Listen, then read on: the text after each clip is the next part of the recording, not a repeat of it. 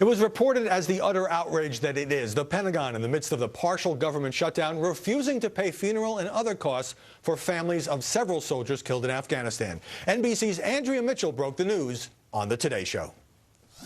Of all the outrage in Washington over the government shutdown, this one really hits home. The families of 5 U.S. troops killed over the weekend in Afghanistan got a second call from the government that the government cannot pay their death benefits, the immediate benefits to help with funerals and flights to meet their loved ones' coffins because of the government shutdown. Harry Reid and John McCain jumping on the story, as did plenty of commentators. Are you outraged? You know what? I am. You ought to be. I don't blame you if you are. It's about whether the commander-in-chief gives a damn about the morale of our troops. Joining us now, Jackie Kucinich, reporter for The Washington Post and an anchor at Post TV, and Glenn Thrush, senior writer for Politico magazine. Jackie, the media make this death benefit story kind of a symbol of the administration's mishandling of the shutdown? I think so, but I think it also goes wider than that. I think it also shows Congress. I mean, how Congress has kind of mishandled this. I mean, this is something they knew that potentially could happen. It was in testimony. This is something that was out there, and yet it's something. Why was the media narrative then so much more aimed at the administration for allowing this to happen as opposed to Congress, which was warned that this might happen? Probably because the administration. Actually, you know what? I don't know. I don't know why. Because this, I mean, that I guess is, maybe it was misplaced because this was everybody's fault. But I think this is one of the things we talk about. We criticize the media all the time. This is one of the things I think that they did well this week. Well, what I think is really funny about this is you have Congress declaring its right to have authority over spending, the debt ceiling, and then when something they don't want to see defunded is defunded, they say, "Daddy, Daddy, please make this come back." And did media kind of enable that by putting on Republican congressman after congressman who said this is all the fault of the White House? They don't care about the soldiers. They don't care about the families. It's a great story. It's concrete. Look at Greta. She was standing in front of tombstones. That's a great, that's a great visual for TV. The problem with this is, and I can say this, as somebody who's covered the White House for a long time, we don't cover government. We cover elections. We cover Congress. We cover the White House. We don't cover the machinations of actual government.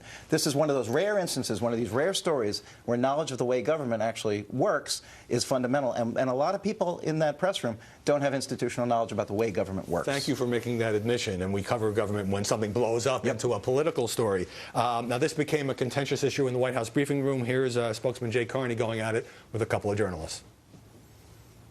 Well, John, look, I mean, again, if you want to editorialize, Commander-in-Chief, when he found out that this was not addressed, he directed that a solution be found, and we expect one today. So I think that's found out until yesterday that this was not being addressed? I mean, this is not that complicated. I know you're trying to make a partisan issue out of it, but no, nice try. When Jay Carney says to Jonathan Karl of ABC and to Ed Henry of Fox News, you're being partisan, you're editorializing, does that put them in a difficult position?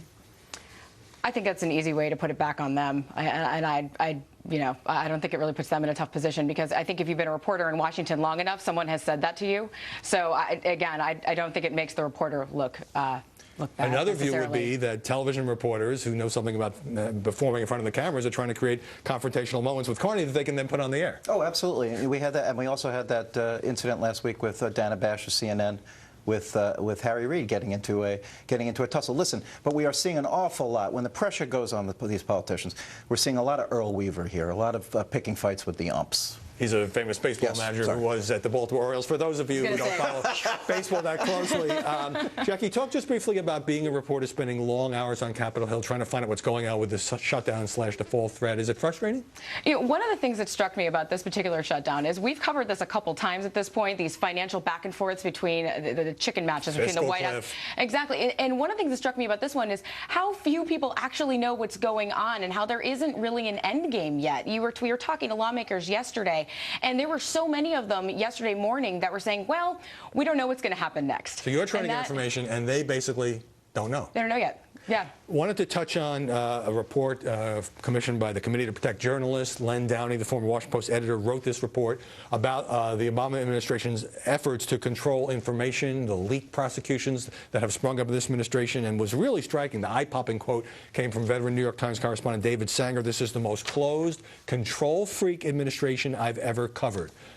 Does he have a point? Oh, I think he totally has a point. And this is David Sanger, by the way. This is the New York Times. This is the chosen outlet to a great extent for some of the leaks, particularly on national security for the White House. I think that as you move down the food chain from the New York Times to other print outlets, I think you see that opinion even more strongly expressed. What was really striking about this report, Jackie, was it wasn't just dealing with national security issues where you have classified documents, sensitive information. Every administration, to some extent, tries to control that. But a number of journalists were quoted as saying when just getting basic facts on routine stories, it can be difficult to get the administration to cooperate. The White House says this is not true. There are still leaks. They're trying to be transparent. But do these journalists, is this just journalistic whining, or do they have a point that these are folks who are not easily parting with the information? You know, one of the quotes that struck me was Ann Compton said that they can't even get, and Glenn can probably attest to this, they can't even get the schedule of who the president's meeting with, who's informing his decisions. And that's information the public needs to know. And if journalists can't even get that basic scheduling in meetings,